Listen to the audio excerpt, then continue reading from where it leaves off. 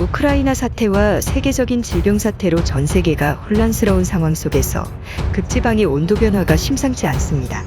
영국 가디언지는 22일 긴급 보도를 통해서 남극과 북극의 기온이 역대급으로 상승하고 있다고 보도했습니다. 국토전략TV? 우크라이나 사태 이후 남극이 빠르게 녹고 있습니다. 지난 3월 15일부터 남극 지역 전체 온도가 급격히 올라가기 시작해서 예년 평균 기온보다 40도 이상 높아진 충격적인 상승폭을 기록하고 있다고 밝혔습니다. 이렇게 온도가 따뜻하게 측정된 역사가 없습니다. 남극의 영하 10도씨를 기록하고 있는 상황입니다. 남극의 기온을 측정한 이래로 이러한 역사는 없었습니다. 이 정도 날씨면 춘천이나 서울의 추운 겨울 날씨와 유사한 수준으로 두꺼운 패딩으로 야외에서 생활할 수 있는 수준인 것입니다. 이러한 극지방의 기온 상승은 남극뿐이 아니라 북극지방에 위치한 그린란드나 러시아령, 프란츠 조세프 군도 지역에서도 이례적으로 따뜻한 기온 상승을 보이면서 이대로 가다가는 남북극의 빙하가 모두 녹게 될 가능성이 생기고 있는데요. 남극과 북극의 빙하가 모두 녹게 되면 지구 전체 해수면 높이가 약 66m가량 상승할 것으로 전망되고 있습니다. 현재 국제연구단체는 최근 남극 빙하가 녹는 현상에 대해서 근원적 원인이 중국 당국에 있으며 이것은 자칫 중국 동부해안 평야지대의 침식으로 이어질 수 있다는 경고를 내놓고 있습니다. 그럼 어떻게 상황이 돌아가는지 살펴봅니다. 첫 번째, 중국이 몰래 방출해온 프레온가스. 남극의 온도에 직접적 영향을 끼치는 건 남극 대기 위의 성층권에 있는 오존층입니다. 오존층에 구멍이 뚫리게 되면 자외선이 폭증하게 되어 빙하가 녹는데 결정적 역할을 하는데요. 또 오존층이 두꺼울수록 인류의 생명 연장에 도움을 줍니다. 오존층이 두꺼울수록 인체에 해로운 자외선을 차단해서 인류의 생명 연장과 회복에 영향을 미칩니다. 세계 각국이 교토 의정서, 몬트리올 의정서를 조인한 이후로 얇아지지 않던 오존층이 2012년부터 급작스럽게 얇아지고 구멍이 뚫려 넓어지기 시작하면서 국제단체는 각종 추측만 해오고 있었습니다. 그런데 우리나라 연구팀과 국제연구진이 공동 연구한 결과 중국 동부 연안지대의 공업단지에서 중국 당국이 몰래 연간 7,000톤을 배출한 것이 발각된 것입니다. 2010년부터 프레온가스 신규 생산을 전면 금지한 몬트리올 의정서를 중국이 전면 위반했다는 사실이 드러나고 있는 상황입니다.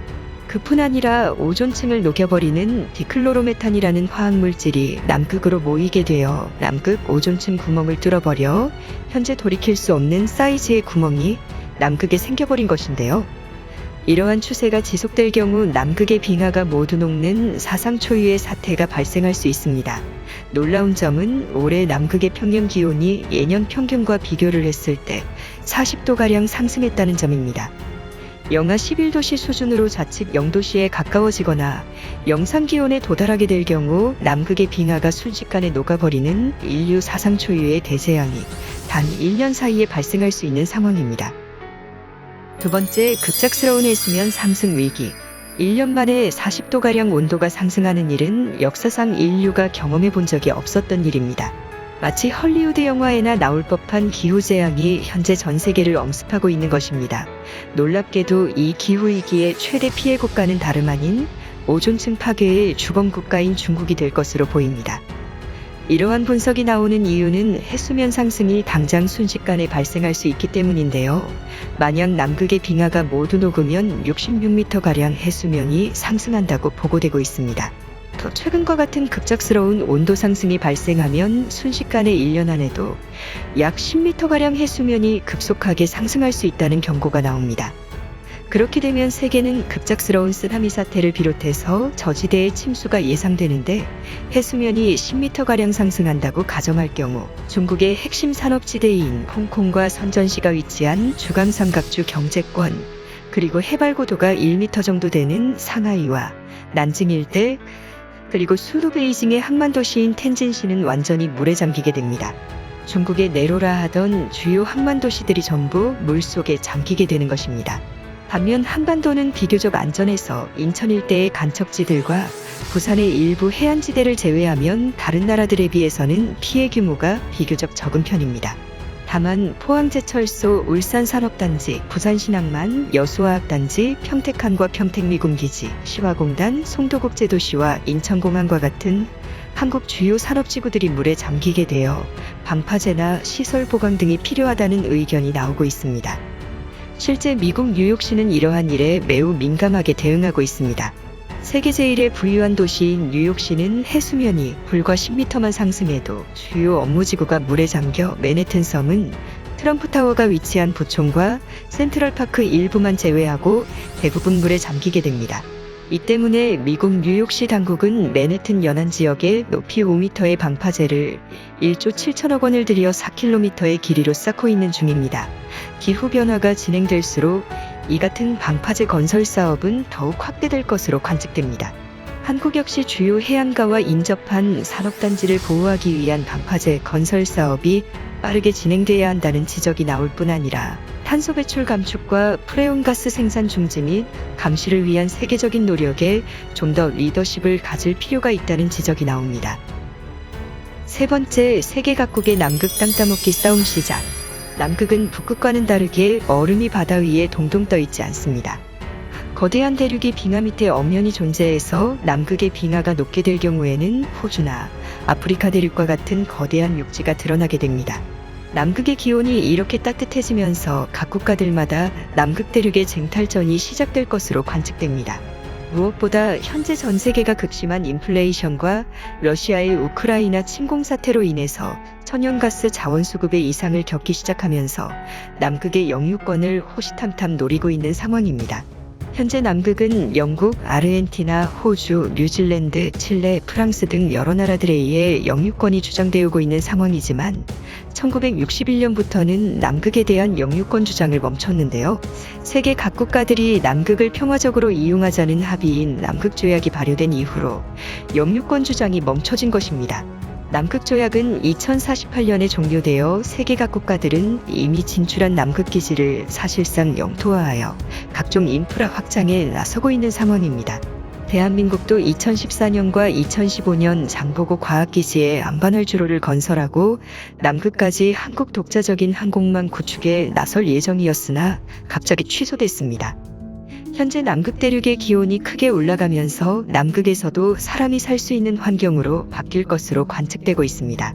남극 대륙이 비교적 따뜻한 아이슬란드나 노르웨이와 같은 기후로 바뀌게 되면 남극에 대한 세계 각 국가들의 영토 쟁탈전이 시작될 것으로 관측되고 있습니다. 현재 북극의 그린랜드는 덴마크령으로 확실한 영유권이 있는 상황이지만 남극의 마리버드랜드는 남극조약으로 인해서 그 어느 나라도 영유권 주장을 하지 못하고 있고 또 나머지 지역 역시 국제적으로 어느 나라의 것으로 특정해서 영토를 인정을 받은 것은 아닌 상황입니다. 이 때문에 한국 역시 남극에 대한 패권을 잃지 않도록 극지 연구에 대한 투자를 좀 더 늘려야 한다는 의견이 나옵니다. 네 번째, 세계 식량위기 도래. 해수면 상승이 빨라지고 기후변화가 이렇게 급속하게 진행될 경우 세계 식량 대란이 발생할 것으로 관측됩니다. 해수면 상승으로 동남아시아와 중국의 평야지대가 물에 잠길 것으로 관측되면서 세계 농작물 생산에 엄청난 타격이 있을 것으로 관측됩니다. 특히 13억 인구의 중국은 남극의 빙하가 모두 녹게 될 경우 만추평원을 제외한 모든 평야지대가 물속에 잠기게 됩니다. 이렇게 될 경우 세계는 급속한 기아위기가 도래하여 식량자원 확보 문제가 점점 대두될 것으로 보입니다. 현재 글로벌 부유층들이 투자하는 자산 중에는 바로 농경지가 있습니다. 세계 주요 부자들은 대규모 농지를 확보하여 향후 있을 식량난에 대비하기 위한 움직임을 보이고 있습니다. 한반도 역시 해수면이 66m가량 상승하게 될 경우 북한의 주요 평야지대인 연맥평야, 평양평야 등은 모두 잠기게 돼서 오로지 남는 평야지대는 후고 구려 궁예의 도읍지가 있었던 철원평야, 그리고 생거진천으로 유명한 충북 진천평야, 북한의 신계 곡산평야 정도의 소규모 평야지대만 남게 되고 산악지대에서 밭농사를 통한 식량 생산에 나서야 할 수밖에 없는 상황입니다. 이 때문에 지금처럼 무분별한 도시개발, 신도시개발보다는 절대농지를 더 확보하는 노력을 기울여서 미래 식량 안보를 지켜나갈 수 있도록 해야 한다는 지적이 나옵니다. 최근 남극에서 급속한 기후변화가 찾아오자 전 세계 기후학계가 놀라고 있습니다. 영화 돈 룩업에서는 많은 과학자들이 정치인들에게 행성 충돌의 시간이 다가오고 있다고 경고하고 있으나 정치인들이 과학자들의 말을 등한시하여 결국 지구 멸종을 초래한다는 의미심장한 내용을 전달하는 영화입니다. 이 영화는 마치 지금 기후위기에 대한 과학자들의 경고를 무시하는 오늘날 각 국가들의 정치인들을 풍자하고 있다는 평론이 나옵니다. 세계 주요 선진국가들은 기후변화에 매우 민감하게 대응을 하고 있지만 중국, 러시아, 기타 개도국들은 여전히 화전박과 쓰레기를 소각을 하면서 이산화탄소를 배출하고 있고 프레온가스를 몰래 배출을 하며 지구 오존층 파괴를 유발하고 있습니다. 한반도는 산악지형이 많고 주요 도시들이 내륙에 위치하고 있는 특성상 그 피해가 크지 않다고는 하지만 남극의 빙하가 모두 녹게 되면 많은 사람들이 산간지대로 이주를 해야 합니다. 과연 인류가 세계 기후 위기를 막아낼 수 있을까요? 국토전략TV 오늘은 이것으로 마칩니다. 시청해주셔서 감사합니다.